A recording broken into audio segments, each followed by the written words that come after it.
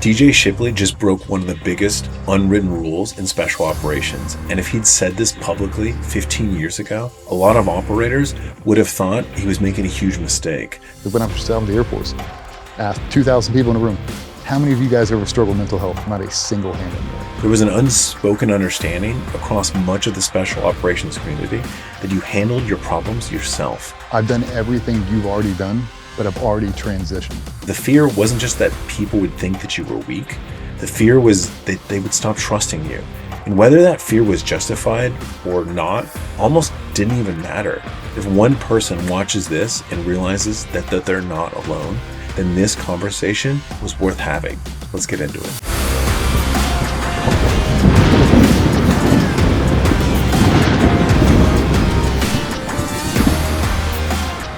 As someone who served in Army Special Operations and later even a Tier 1 organization and then even Army Aviation, I lived under that same unwritten rule for my entire career. For years, I kept everything bottled up. I didn't tell my teammates. I didn't tell my friends. I didn't tell my family because I was embarrassed. I thought admitting I was struggling meant I had somehow failed. That silence nearly cost me my life. And that's why I have so much respect for what DJ is doing here. His experience comes from the SEAL teams in DevGru. Mine comes from a completely different corner of the special operations community. Different organizations, different missions, different leadership. But the culture he's describing, the silence, the fear of speaking up, that wasn't unique to the teams. It existed in a lot of places. So today, I want to react to what DJ has to say, explain why so many operators stayed silent for so long, share the lesson I learned the hard way, and explain why I believe conversations like this have the power to save lives. So before we jump into the first clip, I want to make one thing very clear. I'm not reacting to this as someone trying to compare organizations. Every special operations unit has its own culture. Special Forces, Rangers, SEALs, Delta, ISA, SAS, they're all different. Different missions, different leadership, different histories, different cultures. But one thing many of us shared was a culture that told us to handle our problems ourselves. So when DJ talks about this, I'm not thinking that this is a SEAL team problem. I'm thinking I know exactly what he's talking about. So let's watch the first clip. Most people are one decision away from changing everything. I spent years at the tip of the spear as a Tier 1 operator. And the one thing that separated the men who made it from the ones who didn't had nothing to do with talent. It was fitness, and not just physical fitness. The discipline, the clarity, the mental edge that comes from being locked in physically. And that transfers to every single area of your life. For a limited time, I'm offering a 30-minute one-on-one fitness consultation and audit. We will get on a call and I'll break down exactly what you need to be doing going forward. And not a cookie cutter program, but a custom strategy built for you that you can implement immediately. 30 minutes, $49.99. And you will walk away with a plan from someone who has operated and lived this at the highest levels. If you are serious about leveling up, click the link. What do you think is the most impactful way or effective way to talk to people about mental health? Personally, I would say directly about experiences. Mm-hmm. But even then, sometimes, God, I've watched it happen where people will recognize that they're having those same issues or struggling with the same things, and they still won't do anything with it. There are people who hear those and say, oh my God, I'm so glad that you said that because now I can go do something with it. And there's another group that says, yeah, I feel that way too, but I'm not that bad yet, or I don't want anybody to waste resources on me. And I don't have the solution yet for that, the earlier person that doesn't want to take advantage of the people who are literally probably surrounding you, willing to help you if you were to ask. I don't know about you. I have never been turned down when I have actually asked for help and said, I need help. I'm surrounded by people who are willing to help that I was probably ignoring the entire time. I mean, for me, I've never had a therapist or anybody in that realm that would ever talk about their own struggles. They're always sitting there like, oh my God, oh, well, you should try this. Never once did they go, well, I went through this. This is what I'm dealing with. This is how I combat it, blah, blah, blah. They never use themselves as an example. So when you hear it, it's like sitting down with Dr. Phil or Huberman. You're like, that's great advice. You ever done it? You ever had to do it? Like, you ever been on the verge of putting a pistol in your mouth and a bag over your head and shooting yourself in a guest room? I have. So when I tell it to people, like, I've been exactly where you are. Like when I was just out with the Air Force, asked 2,000 people in a room, How many of you guys ever struggle with mental health? Not a single hand went near. That's because their bosses were probably in there. Yeah, well, they all were. And I was like, you're all liars. That's okay. I was too. I'm going to tell you my story. Yeah, hundreds of people stayed back.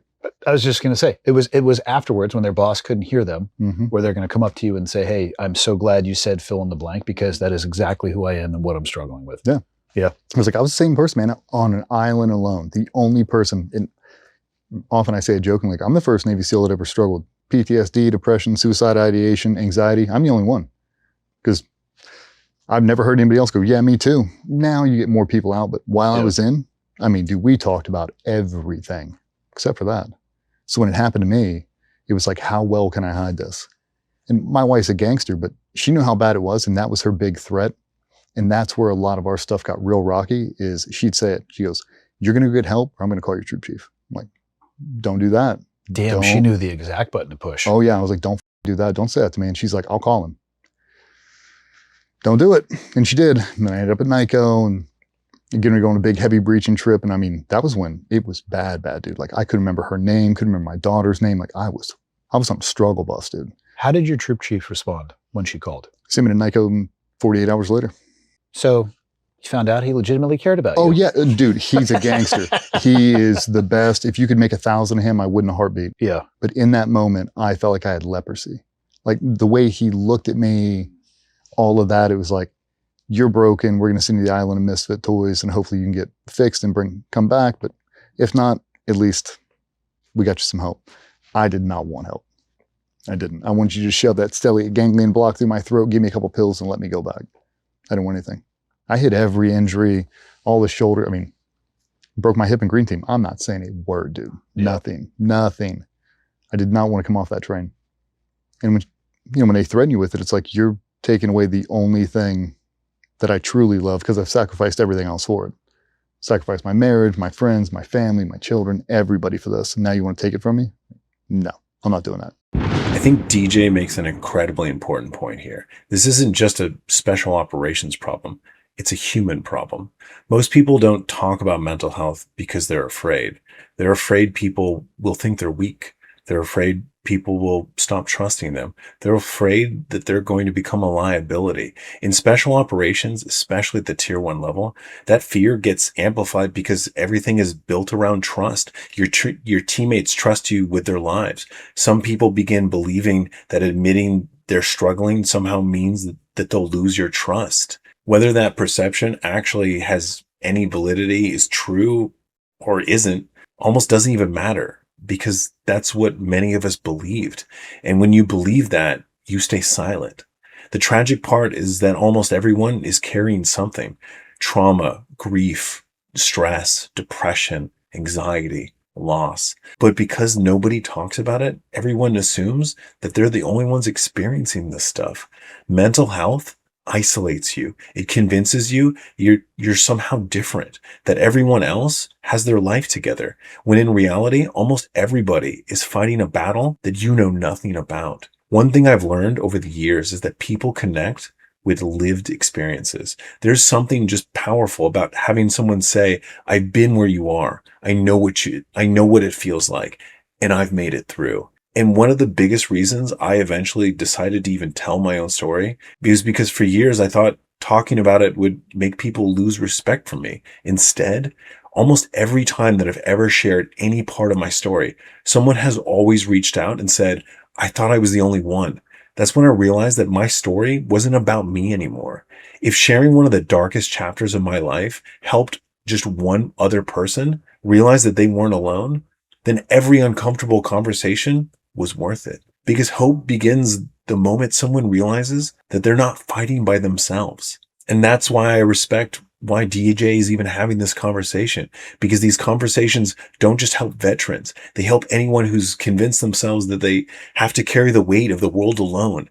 And if just one person hears this and decides to ask for help, then this conversation and conversations like this matter.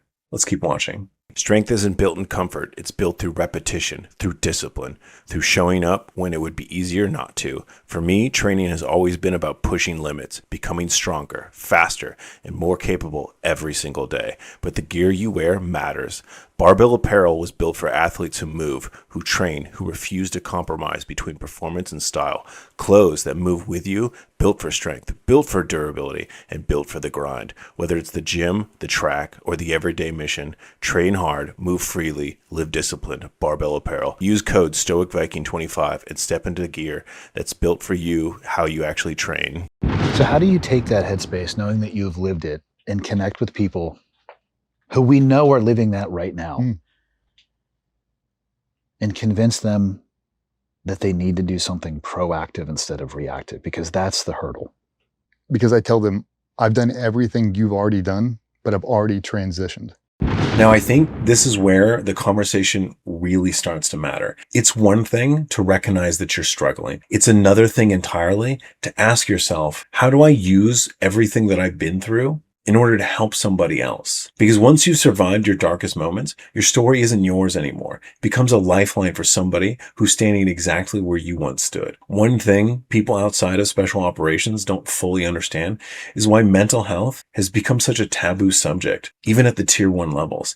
In the organizations that I served in, which include special operations and even later aviation, there was a widespread belief that if you went to mental health, that was the end of your career. Whether that belief was completely accurate or not almost didn't matter. That's what people believed. We believed that if we admitted we were struggling, people would question whether we could still do the job, whether they could still trust us, whether we had become a liability. So what happened? People stayed silent, not because they weren't hurting, because they were afraid. And I know that because I was one of them. There was a period in my life where I didn't tell anybody about what I was dealing with. Not my teammates, not my friends, not even my family. Not because I didn't trust them, because I was embarrassed. I'd spent my entire life believing I was supposed to be mentally tougher than everyone else. The calm one, the dependable one, the guy who had it figured out. So admitting I was falling apart felt like admitting I had failed. And eventually that silence became incredibly dangerous.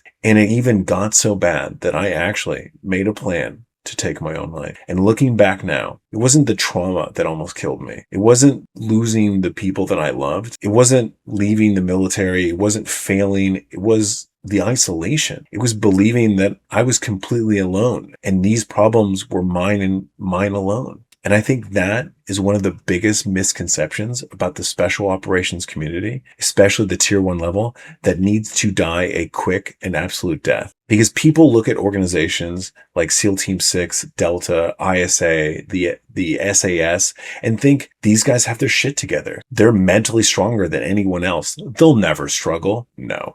That's simply not true. And it's one of the biggest, boldest lies that we can ever tell ourselves. The reality is every single human being, no matter how mentally tough that they think they are, is going to experience adversity. You're going to experience loss, grief, failure, anxiety, depression, moments where you question yourself, moments where life overwhelms you. Those things don't care about what unit you served in. They don't care about how many deployments you have, how many times you've been to combat. They don't care how many tabs or badges are on your uniform. They're a part of being human. The difference isn't whether you experience them. The difference is how you respond when you do experience them. And it's exactly like fear. One of the biggest myths about elite warriors is that they're fearless. I can tell you they're not. Every single operator that I have ever served with has experienced fear on some level. I certainly have. Fear is a normal human emotion. The difference is, what do you do when fear shows up?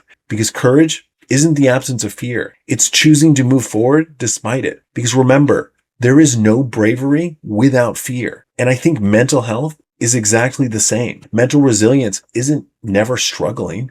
Mental resilience isn't pretending everything is okay. Mental resilience is acknowledging you're struggling, refusing to let it define you, and having the courage to ask for help when you need it. That's real resilience. That's real strength. And what changed everything for me was realizing I wasn't broken. I wasn't uniquely damaged. I wasn't the only one. I was human. I spent years as a Tier 1 operator with ISA, and I had the privilege to work with some of the best conditioned human beings on the planet. I know what peak performance looks like, and I also know what it looks like when someone's running on empty and they're telling themselves that it's just stress. If you're watching this and your energy is down, your recovery is shot, and you feel like you're operating at half capacity, your testosterone is probably the reason. I know it was for me, because it's not your mindset, it's not your discipline, it's your biology. Human performance is veteran-owned and operated by other Tier 1 operators. They run blood work, they will build a protocol around you, and they actually know what they're doing because they've lived the same life as you.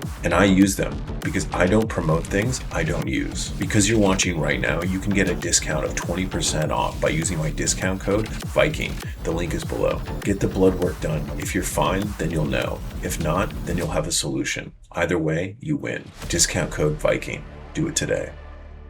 Everyone struggles, everyone. Some people just hide it better than others. And when I finally started opening up, I discovered that many of the strongest people that I'd ever known had fought the exact same battles. Guys I respected, guys I trusted with my life. They had struggles too. And that realization changed everything for me, because once I realized I wasn't alone, I finally started healing. And here's what surprised me. When I opened up, the reaction was the exact opposite of what I had even expected. I thought people would lose respect for me. Instead, people started telling me their own stories. I realized most people aren't waiting to judge you. They're waiting for someone else to have the courage to speak first, because once somebody does, everyone else realizes that they're not alone either. And I think we've had mental strength completely backwards. Strength isn't bottling everything up until one day it destroys you.